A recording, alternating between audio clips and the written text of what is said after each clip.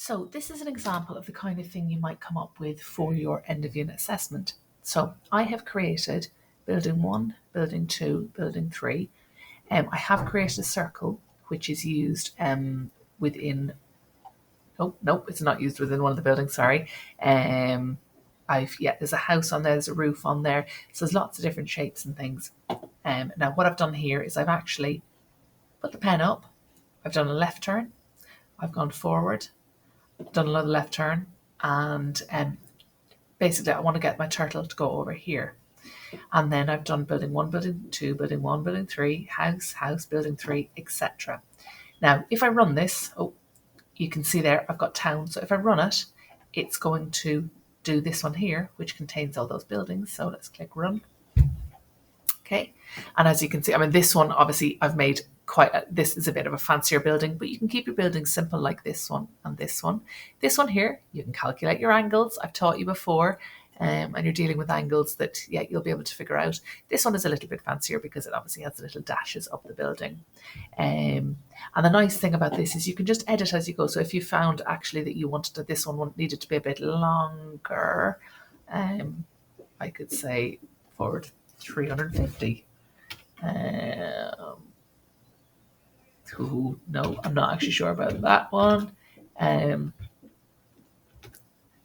But you can just go back and edit bits and pieces. What I would also do when I'm practicing, so if you wanted to do like a new building or anything, you can always sort of clear screen and then practice doing like FD 100, RT 45, FD 50, and you can actually just practice and see, right, that's the kind of shape that I'm looking for. Come down. You can always open another window of Turtle Academy as well that you could work on just the particular little buildings you're doing.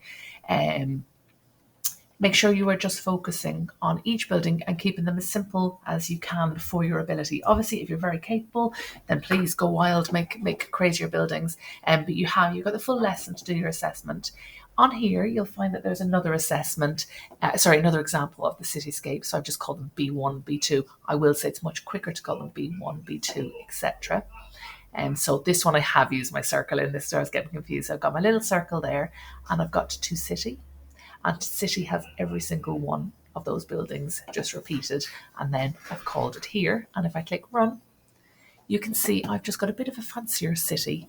And again, at the beginning of the city, I have put these instructions in to get the turtle over to this side, and then it's going to draw the buildings. My trick is to keep the buildings quite small. So if I look at like B2, where it has obviously a square, this little one here, it's forward 50. All of my buildings, I think, are width 50, except for the smallest little one here. And then I've just repeated it the whole way around. Obviously, there's a bit of overlap there, not a major issue.